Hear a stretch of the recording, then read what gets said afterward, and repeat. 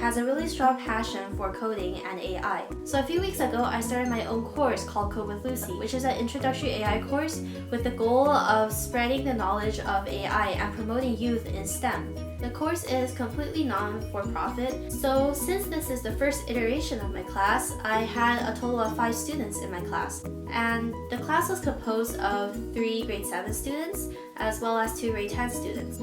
Initially, the class was planned to be 6 weeks long, however, the debugging proved to be a lot more complicated, so we extended that to 10 weeks. The lessons that I taught in this course can be categorized into 3 main categories: the deep learning part, the convolutional model part, as well as the hands-on building part.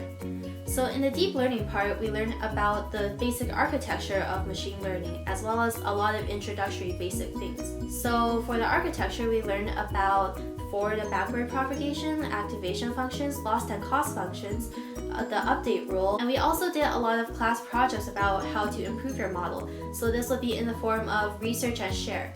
So for example, we would learn things like mini batches, regularization, optimizers, dropout, and one-hot effectors, and each student would research one component of it and share it with the class. Other things we did with this form of project is how hyperparameters can improve your model. And since the course is taught using Python, we also explored a lot of libraries such as TensorFlow to help them build the code. Throughout the course, there were also a lot of brief math lessons.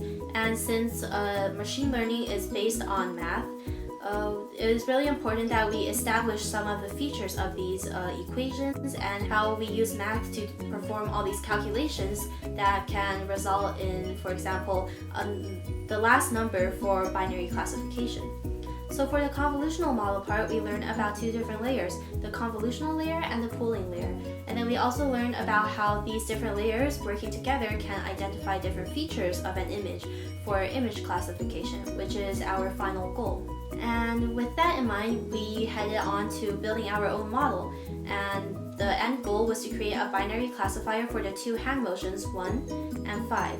Which I have already demonstrated in one of my previous videos, and I'll link that right up here. Along with this, building the model and stuff, we also wanted to deploy that on a Raspberry Pi, which is one of these Raspberry Pi 4s right here. So the students each got a Raspberry Pi and experimented it at home before coming over to the lesson. And we played around with SSH, SCP, and VNC viewers, and we actually did struggle a lot with connecting the Raspberry Pis to multiple Wi-Fis, but that was something that we fixed later on. As we were very short on time and the Raspberry Pi was kind of hard to configure for different OS systems, not every student ended up deploying their model on a Raspberry Pi, which is unfortunate, but a few of them did successfully deploy it on this. They were able to classify their image based on using one of these little devices. So my overall experience with the course was a really good experience because I personally enjoy teaching people a lot and sharing my knowledge.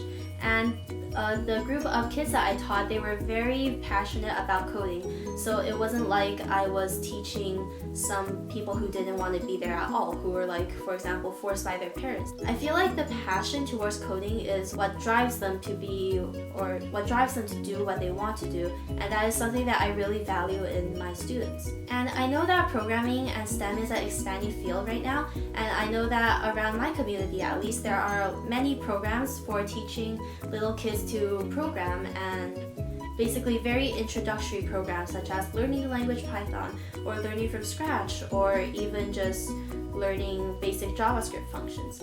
But I feel like since there are so many of those programs, I wanted to go for something different. So I felt like I needed to target those kids who already had a bit of experience but want to expand, maybe in like a different area. So I chose to do this AI course. As well as me personally, I'm very passionate for AI and I really enjoy it, so I really liked teaching this class. Next, here are some videos about my students and their experiences as well as their final projects. My name is Jerry. I enjoyed the class based on learning Python, and not just learning Python, but dealing with MacBook's terminal, also something I learned from Lucy's class. I want to keep working on the model to increase the number of objects it can process, and it means that it can detect objects with accuracy and fluency, as well as placing the object in a certain category. For example, if an apple is found, the computer will recognize it and place it in the fruit and food category. My name is Kevin Wood. I'm in grade 7. and I am a part of the introductory AI course Code with Lucy. In this course, we learned about neural networks and how they function. We even made one ourselves using the programming language Python. I have had experience with Python before, but I have never made something so as complicated as neural networks. Our goal was to make a program that can differentiate between the time gestures 1 and 5. Programming my own model was hard and tedious, and I ran into errors every step of the way. But Lucy was helpful and kind to me, and she helped me through all of it. Having a community to work with is really helpful, and it helped me learn a lot. My classmates made this process much more enjoyable than it would have been if I started it on my own. I really enjoyed this class, and I had a lot of fun about neural networks. Number. Right, it basically takes the most likely one and then outputs it while using the np-argmax command, but there is a bit of calculating with it. Overfeeding and underfeeding is when the AI gets too focused on its training data set so that it actually doesn't perform well in real world. I had to put my finger over here, and that's already a bit of an overfeeding for the position problem. And also we need the white background for the background as well, overfeeding. Underfitting is when you don't give enough images and it classifies everything into one sector. That's a bit of when you get 100% accuracy. Overfeeding is a bit more of a worrisome. Underfeeding you can just easily solve by putting in more images and then classification. And also maybe increasing the number of layers, increasing the model capacity. Pretty good. Lucy, you taught everyone a lot of stuff. Yeah. You have a special description of a lecture about underfeeding, overfeeding. Those are very important concepts. Yes. The difficulties that I encountered with this class was definitely debugging on different OS systems, because I personally use the Mac OS a lot and I've never had coding experience on a Windows OS. And a few of my students did end up using Windows OS and some of them even older versions of the Mac, so I really had difficulties trying to learn how to code and just use these terminals in general.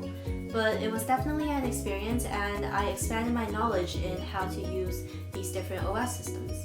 And debugging in general was something that I encountered in this course that was kind of difficult to solve because I had never encountered many of the bugs that showed up on my students' projects. So we worked together and we did a lot of debugging and a lot of revising, a lot of rebuilding, and it ended up working. Some other future improvements would definitely be the time management because I did feel like I was running very short on time. And if I were to teach this course again in the future, I wouldn't make it 6 weeks. I would either make it longer and cover all the material or make it shorter into separate courses so that they would get a more solid knowledge on these different aspects of machine learning. One more thing I would like to do is expand on my own knowledge on machine learning, and this is by doing my own personal research projects so that I could give my students more insight into what they are actually learning about. I'm so impressed by everything that you did, right? Just in a couple of weeks. How many weeks was it? Like 8 weeks? Yeah, it was around 8 weeks. Again, thank you so much for Professor Han for coming over to help our students and encourage us. It really helped us and supported us a lot through this program, and we should all thank you for organizing this class and providing all the guidance, right? In conclusion, this was a great experience and a wonderful opportunity that I'm very grateful to have. So I would like to once again thank Professor Song Han for providing me with this opportunity by giving me guidelines as well as advice on how to run the course. He also helped me a lot in my own knowledge of machine learning as well as letting me visit his lab over the summer, and this is the reason why I am able to teach this course in the first place. So once again, thank you to Professor Song Han and all of my students for making this course such a great experience and making it all happen. See you guys next time!